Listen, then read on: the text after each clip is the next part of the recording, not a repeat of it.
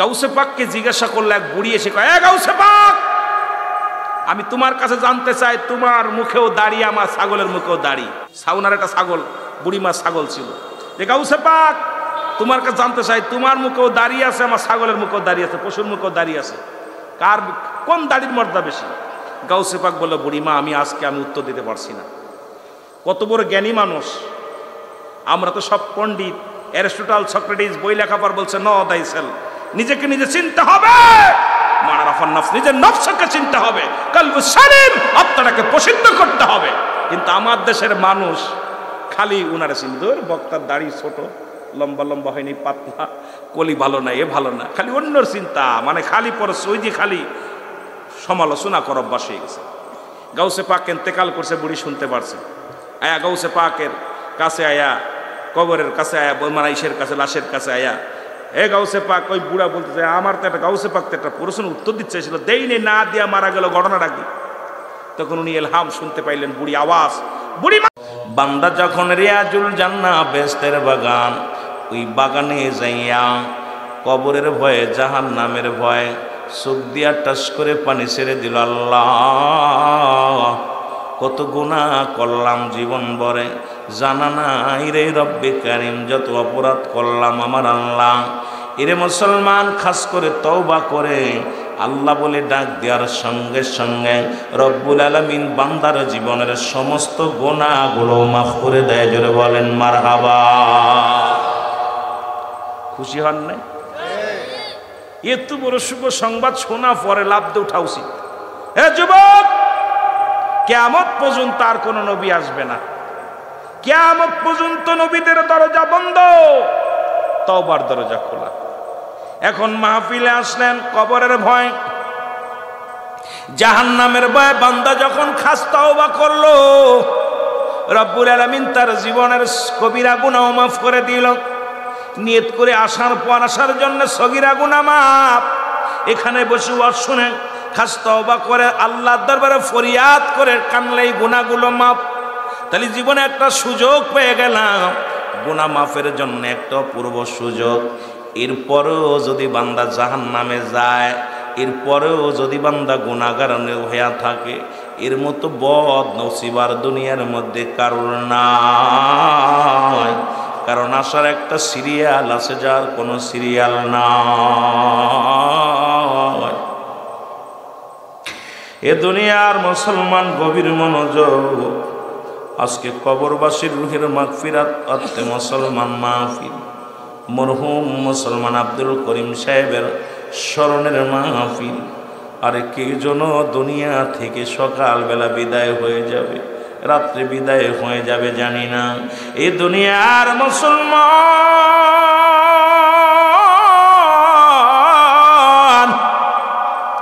মানুষের মৃত্যু হয় দুইটা টাইমে গো, একটা হলো রাতের বেলা, একটা হলো দিনের বেলা। ঠিক কিনা? কয়টা টাইমে মরণ হয়?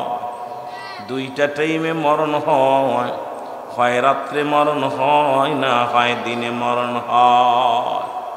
রব্বুল আলামিন তো নামাজের সুতদি বাঁচবেন কেমন করে? আল্লাহ রব্বুল আলামিন রাত শুরু করেছে নামাজ দিয়া, দিনও শুরু করেছে নামাজ দিয়া।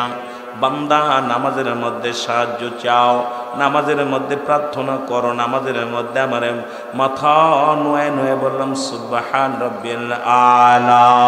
আল্লাহ কয় বান্দা নত হ, নত হ, আমার দরবারে নত হ। এই পৃথিবীর মধ্যে আমি আল্লাহ। আল্লাহ বলেন বিসমিল্লাহির রাহমানির রাহিম। قل هو الله أحد الله الصمد لم يلد ولم يولد ولم يكن له كفوا أحد। আল্লাহ ডাকতে বলে হাবিব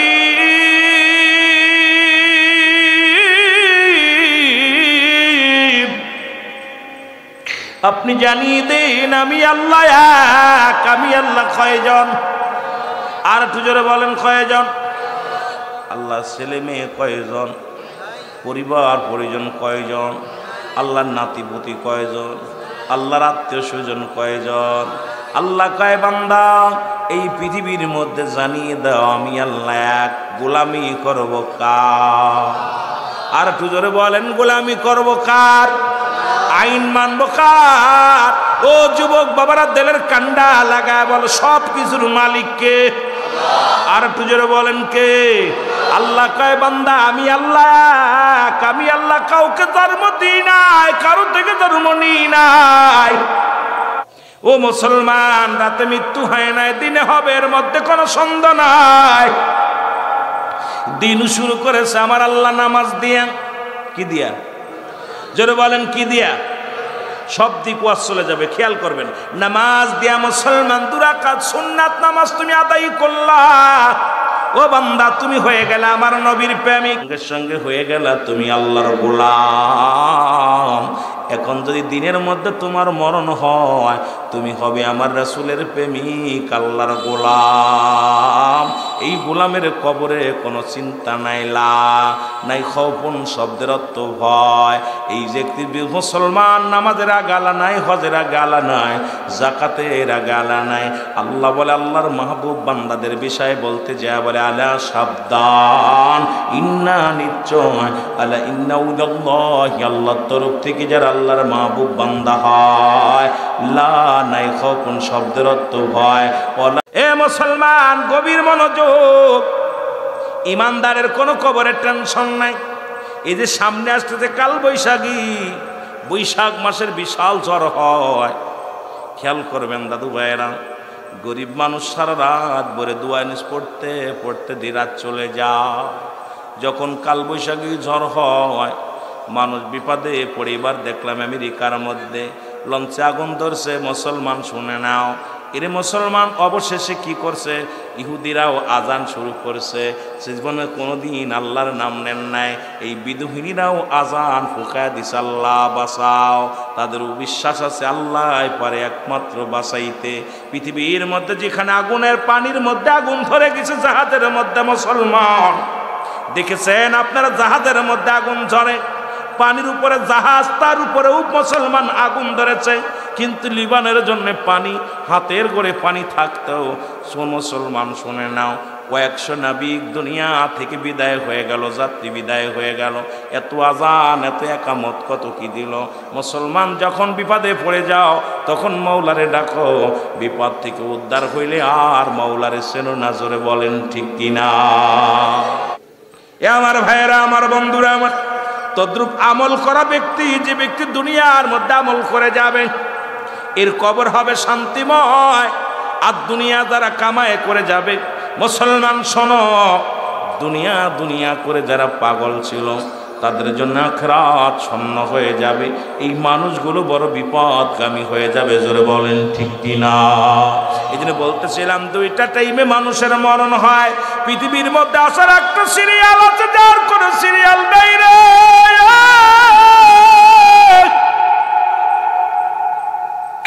দেখা যায় দুনিয়ার মধ্যে বাবা জিন্দা, সন্তান দুনিয়ার মধ্যে নাই।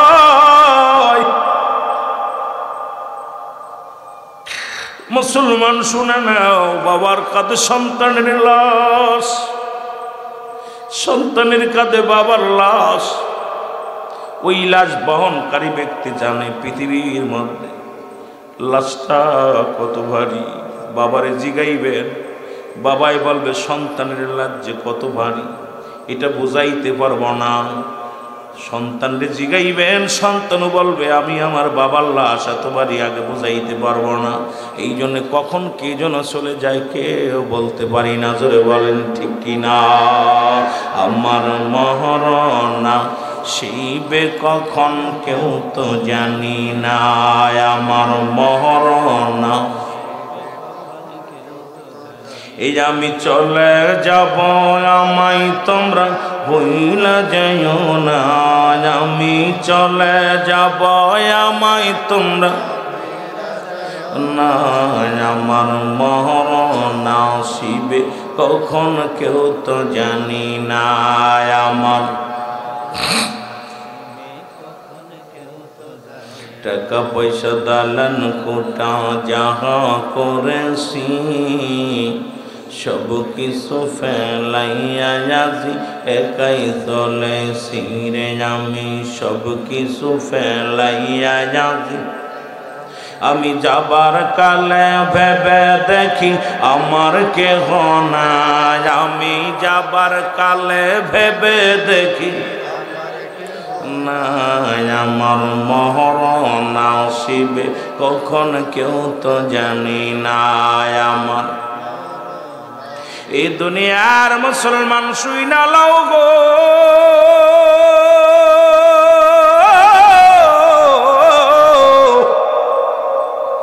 মানুষের তিনটা বিপদ নাম্বার 1 হলো মানুষের মরণ 2 নাম্বার বিপদ হলো মানুষের কবর 3 নাম্বার বিপদ কিয়ামতের ময়দান ও আমার দাদু ভাইরা একটার পর একটা বিপদ 1 নাম্বার মরণ যার কোনো ওষুধ নাই যার কোনো ডাক্তার নাই পালানোর কোনো পথ নাই স্রষ্টার মৃত্যু নাই সৃষ্টির মৃত্যু আছে এই পৃথিবী যত সৃষ্টি হয়েছে রে মুসলমান যা কিছু আছে সব কিছু চূর্ণ বিচ্ছিন্ন করে দিবে আমার আল্লাহ জোরে জোরে চিল্লায় বলা যাবে না আল্লাহু আকবার আমি যে কথাগুলো বলি আমার মুরব্বী বাবারা দাড়িগুলো পাক ধরেছে এখনো তুমি নামাজি নয় ও যুবক গায়ের জোর দেখাও নামাজি হও না ইমানদার হও না হালাল করে বান্দা হও নাই আমি যে কথা বলি শোনো গো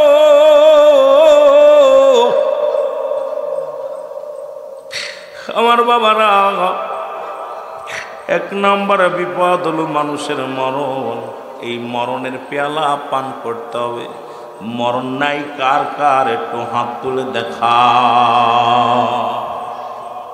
আসেননি কেউ কেউ তো মরণ থেকে বাঁচার কোনো পথ নাই সাদ্দাত বানাইয়া তার জান্নাতের চারিপাশে দাঁড় করে রেখেছিল কিন্তু আসল সাদ্দাত চিনা বড় কষ্টকর আজরাইল যখন জমিনের মধ্যে আগমন করলেন আজরাইল ডাক দেখায় রব্বে কারীম এই তো শত শত সাদ্দাত দেখা যায় এর মধ্যে আসল সাদ্দাত কোনটা চিনা বড় দায় রব্বে কারীম কয় যখন সময় হবে দেখবা আসল যেটা সেটা জমিনের মধ্যে পড়ে যাবে সময় নেবে না করে সাদ্দাত মুসলমান যখনই হুকুম হয়েছিল দুনিয়া থেকে বিদায় নিয়ে গেছে ফিরাউন নমরুদ কারণ যারা খোদাই দাবি করেছিল এই পৃথিবীর মধ্যে কত দামি মানুষ কত টাকাওয়ালা মানুষ ছিল গো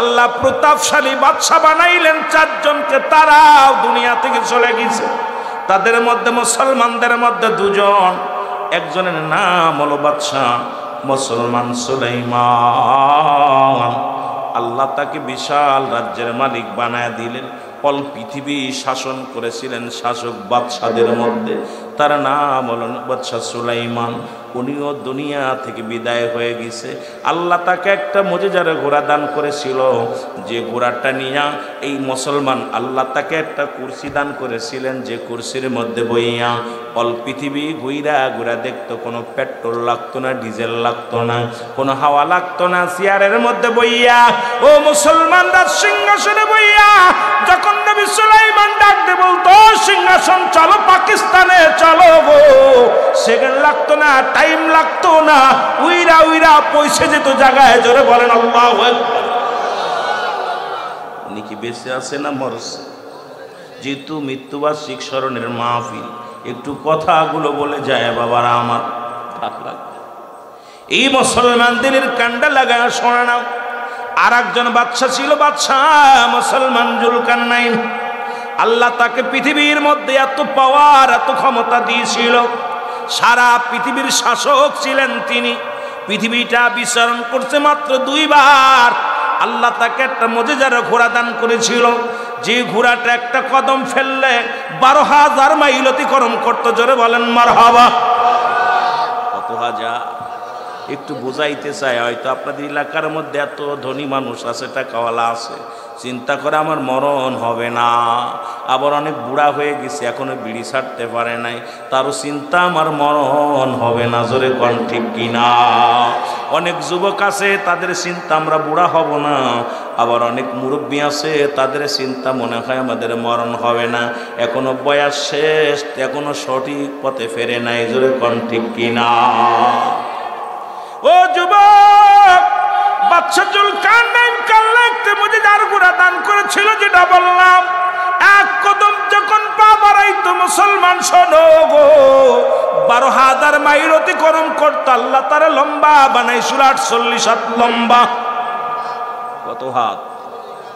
আমার মতো 3.5 হাত। এত বড় লম্বা মানুষ আপনাদের এই কুমিল্লার জমিনে আসেন। কত হাত? 4 আঙ্গুল মানুষ। সে তো কত বড় মস্তান, এত মস্তান। সেদিন কয়েকদিন আগে একবার ডাকাতিরাতে ধরা পড়লাম, লজ্জা লাগে। তোর দেখি 3-4 জন মানুষ তরবারি ধরে আসে, কারো রাতে ইট, কারো রাতে লাঠি, কারো রাতে মুসলমান ডাকাত। চিন্তা করলাম যদি নেমে দাঁড়ায়, এ করার একাই যথেষ্ট করতে পারতাম। আবার দেখি রে মুসলমান, রাতের অন্ধকার, না জানি কি হয়। তবে রব্বে কারিম আপনাদের দোয়া ছিল, কোনো সমস্যা হয় নাই। ডাকাত দেখি যখন আমার নাম সামনে প্রায় দেখছে নামটা, ডাকাত দেখি একা একাই সরে গেছে। চিন্তা করলাম রব্বে কারিম তুমি সব কিছুর মালিক। জোরে বলেন মারহাবা। আরে বাপ, আরে 48 হাত লম্বা মানুষটা যখন আসবেন, এইরকম আজরাইল একদিন আপনার সামনে দাঁড়াইবে গো। সামনে মুখ, পিছে মুখ, ডানে মুখ, বামে মুখ, উপরে মুখ, নিচেই মুখ। এই মুখালা বিশিষ্ট আজরাইল যখন আসবে রে মুসলমান আপনার সামনে, তখন কি উপায় হবে একবার ভাবার দরকার আছে কিনা? জোরে বলেন ঠিক কিনা? কঠিন। এ আমার ভাইয়েরা, আমার বন্ধুরা, আমার লম্বা ছিল 48 হাত লম্বা। 1600 বছর হায়াত দুনিয়ার মধ্যে পেয়েছিল। কত বছর?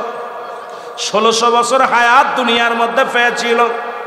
যদি কোনো কেউ মক্কা মদিনায় যান, মক্কা মদিনা থেকে উত্তর দিকে একটা মহকামা আছে, যেটার নাম হল আলেকজান্দ্রিয়া স্মৃতি শহর বলা হয়।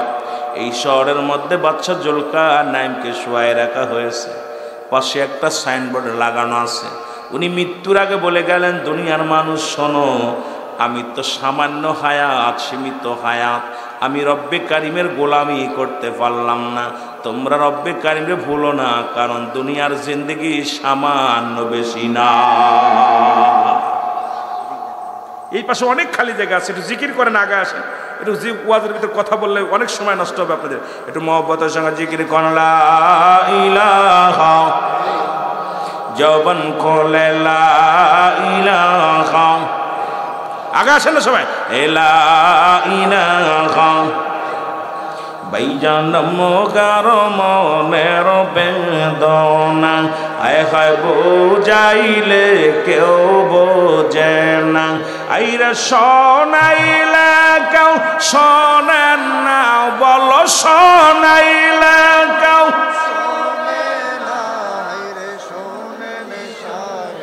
মদিনা। লা ইলাহা, এ দুনিয়ার মুসলমান শুনে নাও গো,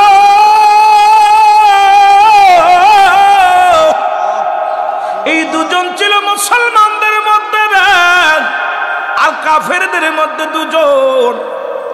একজন হলো মুসলমান, শোনো, ফিরাউন বা নমরুদ। ওর মিশরের যিনি শাসক হয় তাকেই তো বলা হতো ফিরাউন। ওই নমরুদ কাল্লা দুনিয়ার মধ্যে এত পাওয়ার দিল, এত ক্ষমতা দিয়া পার, এই কপাল পোড়ার কপালে ঈমান আনতে পারে নাই। উনিও সারা পৃথিবীর মধ্যে বিশাল বড় শাসক ছিল। আর একজন কত বড় জালিম বাদশা ছিল না মুসলমান। রব্বে কারিম তাকে একটা সতী সাথী নারীও দান করেছিল। ও যুবক শুনে নাও, তবু সে ঈমান আনতে পারে নাই। সে পৃথিবীর মধ্যে খোদাই বলে দাবি করেছিল। আর একজন ব্যক্তি কাফের মুশরিকদের মধ্যে, যার নাম হলো মুসলমান, শুনে বক্তা নসর। এই পৃথিবীর মধ্যে 4 জন ব্যক্তিকে আল্লাহ প্রতাপশালী বাদশা বানাইছিল। তারা কি দুনিয়ার মধ্যে বেঁচে আছে না মরছে? জোরে বলেন। যেরা মোহাম্মদ আব্দুল করিম সাহেব, উনি মরছে না বাঁচছে? কতক্ষণ, কত কবরে তারা শুয়ে আছে রে। আল্লাহ আল্লাহ, আর কোনদিন আমাদের মাঝে আসবে না। রব্বে কারীম,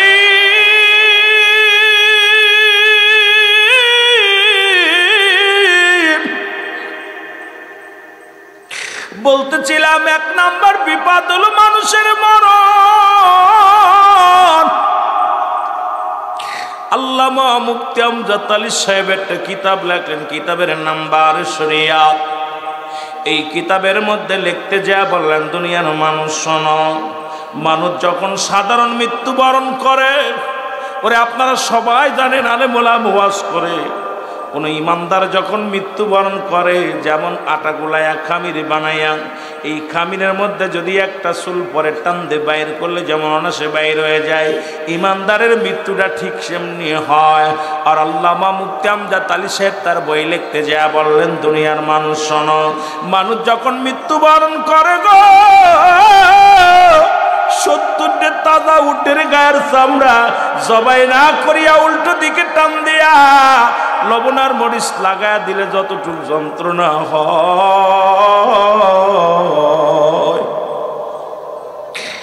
এর চাইতে 70 গুণ যন্ত্রণা হলো একটা সাধারণ মৃত্যু। এখন আমরা অনেকেই মরণকালে পায়খানা করে দিই, মরণকালে প্রস্রাব করে দিই রে।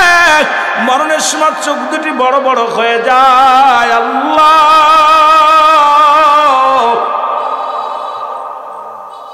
কত মানুষের গোসল করাইলাম, কত মানুষের দাফন করাইলাম, কত মানুষের কাপন পরাইলাম।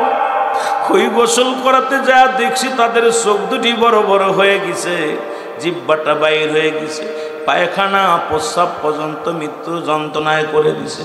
দেখছেন অনেক মায়ের কান দিয়ে রক্ত বাইর হয়, চোখ দিয়ে রক্ত বাইর হয়, গাল দিয়ে রক্ত বাইর হয়, তাদের কলিজারে এত জোরে টান দিয়ে ছিঁড়া হয়েছে, রুটা তাদের এত কষ্ট দিয়ে নেওয়া হয়েছে। ওই মায়ের মৃত্যুর পরে তার অঙ্গ প্রত্যঙ্গ দিয়া রক্ত পর্যন্ত বাইর হয়ে যায়, এমনকি পায়খানা প্রস্রাব পর্যন্ত করে। আল্লাহ কয়, বান্দার এই জমিনটা আমি রাখবো না গো,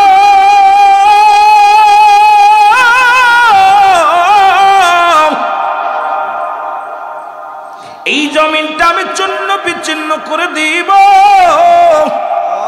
ঘোষণা কার জন্য তুমি সুদ খাও, কার জন্য তুমি ঘুষ খাও, কার জন্য তুমি অন্যের সম্পদ ভোগ করো গো মানুষ, কার জন্য এত অন্যায় করো, কার জন্য নামাজ ছেড়ে দিয়া।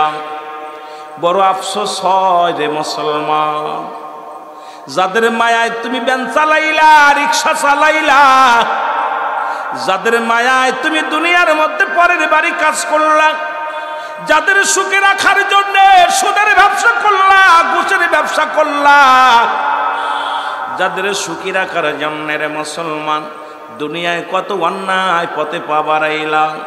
একবার চক্ষু দুটি বন্ধ করে দেখো, এই দুনিয়ায় কেউ তোমার আপন নয়। জোরে বলেন ঠিক কিনা?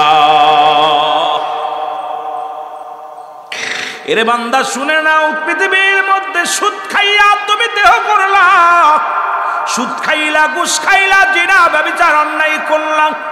বান্দা এই দুনিয়ার সম্পদের পাহাড় বানাইলা, তোমার সম্পদ খাবে লোকে, তোমার দেহ খাবে পোকে। জোরে বলেন ঠিক কিনা? কথা বোঝেন? সম্পদ খাবে কিসে? ওই ছেলে মেয়ে খাবে, বাইবাতি খাবে, আত্মীয় স্বজন খাবে, আর তোমার দেহটা খাবে পোকামাকড়ে। এই জন্য মুসলমান শোনা নাও, এই কুমিল্লার জমিনে এমন একজন ইমাম সাহেব মারা গেল। আজকে আপনাদের সভাপতির দেখে একটা কথা মনে পড়ে গেল।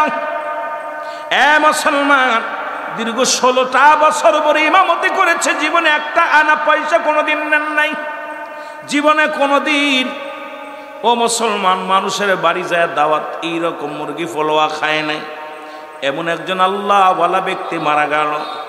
এই বিশ্ব রোড যখন খনন করা হলো রোড বানানোর জন্য, রোডের পাশেই ইমাম সাহেবের লাশখানা উত্তোলন করা হলো। এবার লাশখানা উত্তোলন করার পর 30 বছর লাশটা কবরে শুয়ে আছে। এই কবরটার মধ্যে আল্লাহর কসম করে বলি মুসলমান শোনো, মিডিয়ার মধ্যে এই পৃথিবীর মধ্যে বিশাল একটা আলোড়ন সৃষ্টি করছে কুমিল্লার জমিন। এই মানুষটার লাশ উত্তোলন করার পর কাপড়ের কাপড় তো দূরের কথা, তার গায়ের একটা পশমও পশে নাই, পুরো বডির একরকম আছে, এমনকি তাজা রক্ত বাইর হয়ে গেছে। সাংবাদিকরা আসলো তার বাড়িতে, সে মুসলমান যখন জিজ্ঞাসা করা হলো তার একমাত্র ছেলে, তাকে জিজ্ঞাসা করা হলো, ও বাবা তোমার বাবা এমন কি আমল করতো বলো? বলে আমি এমন একজন বাবার সন্তান, আমার আব্বা একজন ইমাম সাহেব ছিল।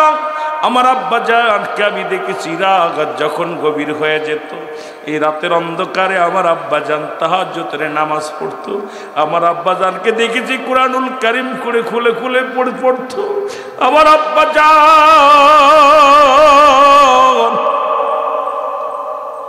সারা রাত বসে বসে যাই নামাজে কাটাতো, আর চোখের পানিগুলো ফেলে কাঁদতো। আমি এমন বাবার সন্তান। আমি যখন কলেজে পড়ি, একদিন জোহরের নামাজের সময় বাড়িতে আসি, এসে খানা খাইতে বসেছি, আমার সামনে থেকে খানার প্লেটটা টান দেনি আমার বাবা বলছে, বাবা রিজিকের মালিক আমার আল্লাহ, তোমার রিজিক আমার তো দেওয়ারও ক্ষমতায় নাই, নেওয়ারও ক্ষমতা নাই। তবে একটা কথা বলি বাবা, এই যে খানার প্লেটটা নিছো, খানা খাইয়া যদি জোহরের নামাজ না পড়ে তুমি কলেজে যাও, রাতের খানা কিন্তু তোমার জন্য বন্ধ হয়ে যাবে। যুবক ডাকতে বলে, সাংবাদিকরা তোরা শোন, আমি এমন একটা বাবা আমার জন্ম দিছে রে, আমার বাবারে কোনোদিন দেখি নাই নামাজ কাজা করতে রে।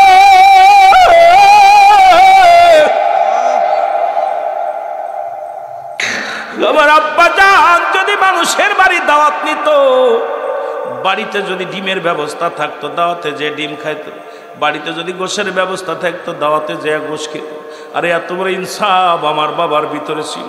সেই মানুষটাও মানুষ, আমরা মৌলবীরাও মানুষ। পরের বাড়ি যাইয়া এমন সারা ঝাললাম, আবার কই লবণ কম হয়েছে, তেল কম হয়েছে, মুসলমান জাল বেশি হয়েছে। আরে মানুষ আমাদের দেল তো মরে গেছে। এই জন্যে মুসলমান আল্লাহর ওলিরা ডাক দেখায়, বেশি যারা মানুষের বাড়ি দাওয়াত খায় এদের দেল মরে যায়, এই মুরতাজ হয়ে যায়। আর এই দেলের মধ্যে আল্লাহ আল্লাহ রব্বুল আলামিনের প্রেম ভালোবাসা কমে যায়। জোরে বলেন ঠিক কিনা? কত মানুষের ঠগাইয়া তুমি সম্পদের পার করলা। 3টা ব্যক্তির বিচার দুনিয়ার মধ্যে মৃত্যুর আগে হবে গো। 3 শ্রেণী মানুষের বিচার রব্বি কারিম দুনিয়ার মধ্যে করবে মৃত্যুর আগে। তার মধ্যে 1 নাম্বার হলো যারা সতী নারীর উপরে তোহমাত দেয়। কোনো মেয়ের মুসলমান না জেনে শুনে কোনো মেয়ের তোহমাত দেওয়া যাবে না, জিনার অপবাদ দেওয়া যাবে না। আজকে দেখলেই হয়তো একটা মেয়ে পাতলা কাপড় পরছে, সে দাউস, কিন্তু তাই বলে দেখলেই মনে করবেন এটা জিনাকারী। কোনো মেয়েকে আপনি মুসলমান শুনে নাও, রাসূল বলছে পৃথিবীর মধ্যে 3 শ্রেণীর মানুষের বিচার হবে দুনিয়ায় থাকতেই, মরণের আগে হয়ে যাবে, তাদের শাস্তি হয়ে যাবে।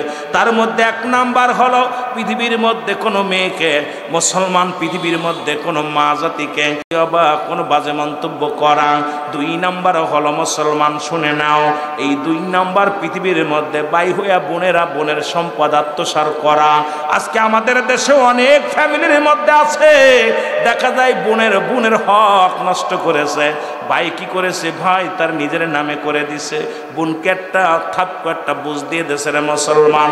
রব্বে কারিম এদের বিচার দুনিয়ার মধ্যে এখন মৃত্যুর আগেই করে ফেলবে। 3 নাম্বার হলো যারা কালো জাদু করে, এই পৃথিবীর মধ্যে জাদুকর, এই মুসলমান মানুষের উপরে কালো জাদু করে গুণ বা মুসলমান মানুষের ক্ষতি করার জন্য। এই 3 শ্রেণী মানুষের বিচার আল্লাহ রাব্বুল আলামিন মরণের আগেই করে দিবে। জোরে বলো আল্লাহু আকবার। ও যুবক দিলের কান্ডা লাগে শোনো গো, বলতেছিলাম এই জমিনটা পুড়ে যাবে, পানিগুলো পুড়ে ছাই হয়ে যাবে।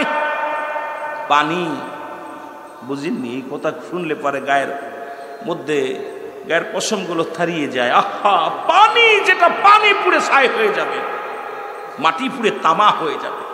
পানিগুলো পুড়ে ছায়া হয়ে যাবে। আল্লাহ কয় বান্দারে যেদিন কিচ্ছু বলতে কিচ্ছু থাকবে না, সেদিন থাকবো শুধু আমি আল্লাহ। জোরে জোরে বলেন মারহাবা। আর আমি থাকবো আমার নবীর ভালোবাসা নিয়ে। এই জন্য তো সুন্নিরা নবী নবী বলে পাগল। জোরে বলেন ঠিক কিনা? আর একটু জোরে জোরে চিল্লায় বলা যাবে না আল্লাহু আকবার। কেন? নবীর ভালোবাসা, আল্লাহ থাকবে নবীর ভালোবাসা নিয়ে, আমরাও থাকতে চাই রাসূলুল্লাহর ভালোবাসা নিয়ে। রাজি আছেন কে কে? একটু হাত দুখানি তোলে। এ ভাইরা আমার, বন্ধুরা আমার, যেদিন কিচ্ছু বলতে কিচ্ছু থাকবে না, সেদিন থাকবে শুধু আমার আল্লাহ। আল্লাহ কয় বান্দা সেদিন থাকবো আমি রাসূলুল্লাহর ভালোবাসা নিয়ে। সেই নবীর প্রেম ভালোবাসা আমাদের দরকার আছে কি না? এ আমার ভাইরা, এই জন্য মৃত্যুর আগে তোমাদের চিন্তা করো, তিনটা জিনিস কাজে লাগে। নাম্বার 1 হলো নেক আমল। কি আমল করলা?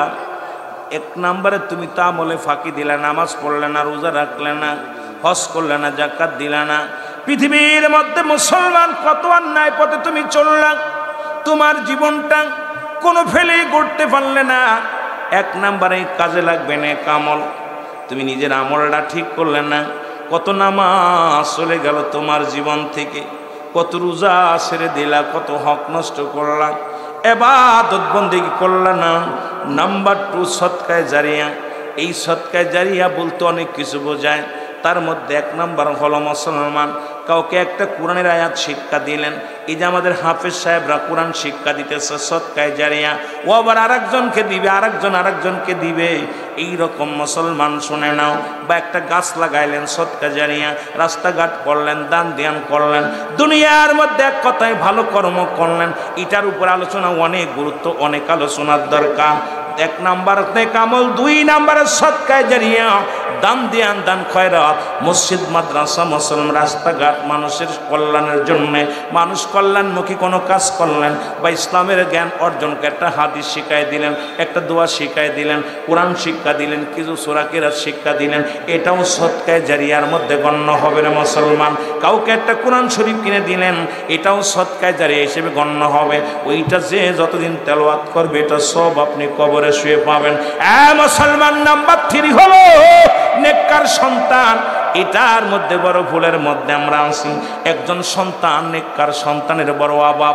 এমন নেককার সন্তান যিনি আপনার কবরে শোয়ানোর পর 7টা হক থাকে পিতার উপরে, 7টা হক মৃত্যুর আগে, 7টা হক হলো মৃত্যুর পরে। তার মধ্যে মৃত্যুর পরে সর্বহক হলো নাম্বার 1 তাদের জন্য মুসলমান মাগফিরাত কামনা করা, 2 নাম্বার তাদের জন্য সব রেশানি করা, তাদের জন্য 7 নাম্বার হলো তাদের কবরটা জিয়ারত করা, বেশি বেশি করে আল্লাহর দরবারে কানবেন, রব্বির হামহুমা কামা রব্বায়ানি সগীরা। জোরে বলেন, রব্বির হামহুমা কামা রব্বায়ানি সগীরা। এই সন্তানের অভাব, এই দোয়া করা সন্তানের খুব অভাব। এখন পুরা কপাল্লা হুজুররাও পড়ালেখা করাইতেছে, আর বড় শখ করে দিছেন, মাদ্রাসায় পড়তে দিছেন, ছেলে আলেম হবে, আমার জানাজা পড়বে, দোয়া করবে।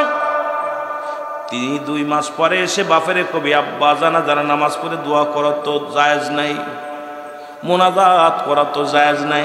অথচ তাদের কিতাব, ওই মৌলবীদের কিতাব ফতোয়ায়ে দেওবন্দের মধ্যে 2য় খণ্ড 24 নম্বর পৃষ্ঠা, লেখক হচ্ছে আল্লামা শফিক আহমেদ, কিতাবের নাম ফতোয়ায়ে দেওবন্দ। এর মুসলমান দেওবন্দ মাদ্রাসার কিতাব যেটা পড়াইছেন, লেখক হচ্ছে মুফতি শফিক আহমেদ। আমার বাবারা কওমি অঙ্গনের যিনি জনক, ভালো করে শুনে নেন। তিনি বললেন, কি বললেন? 5 ওয়াক্ত নামাজ আদায় করে জিয়ারত করে সর্বআলাতে আল্লাহর দরবারে 2টি হাত উঠায় দোয়া করা উত্তম। এজ মুসলমান উত্তম মুস্তাহাব। এর মুসলমান শোনেন, শরীয়তের কিবলা হলো কাবা, দুজানের কিবলা রাহমাতুল লিল আলামিন, মুনাজাতের কিবলা হলো আরশে আজিম।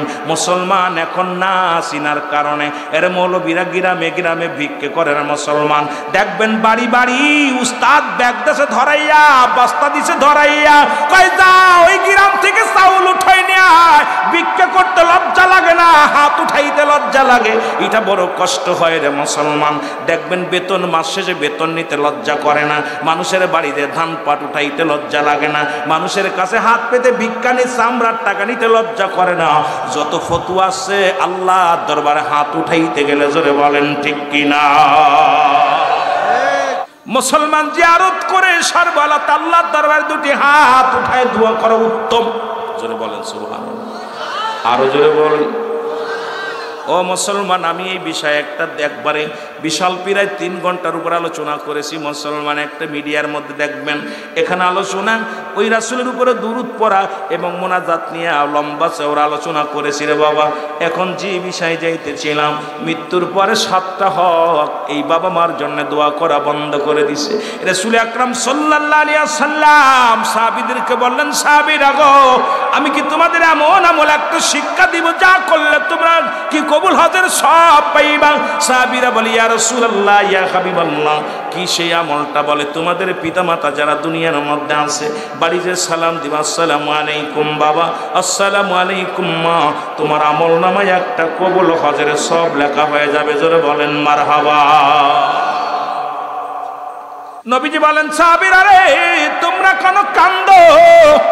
বলি, ইয়া রাসূলুল্লাহ, ইয়া হাবিবাল্লাহ, আজকে বড় এতিম, আমাদের ঘরে বাবা নাই, আমাদের ঘরে মা নাই। নবী বলে, সাহাবীরা রে, তোমরা কি আমার মতো এতিম? আমি নবী মাত্র 6 মাস যখন মার গর্ভে বাবারে হারাইলাম, যখন 6 বছর 7 মাস তখন মারে হারাইলাম, 6 বছর 6 মাস যখন মাকে হারাইলাম, যখন 6 বছর 7 মাস তখন আমার দাদা আবু তালিব রে হারাইলাম, আব্দুল মুত্তালিব রে হারাইলাম। সুতরাং পৃথিবীর মধ্যে আমার মতো এতিম কেউ নাই। আমার আল্লাহ কয়, হাবিব রে, আর কাঁদবেন না, কারণ আপনার চোখের পানি আমি সইতে পারি না। জিবরিল আমিনকে ডাক দে, বলে, জিবরিল তাড়াতাড়ি যাও, আমার হাবিব রে জানায় আসো। এই জন্য দোয়া করে বলেন, রব্বিরহামহুমা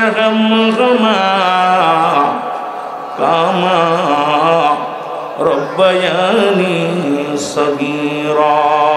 জোরে জোরে চিল্লায় বলা যাবে না মারহাবা।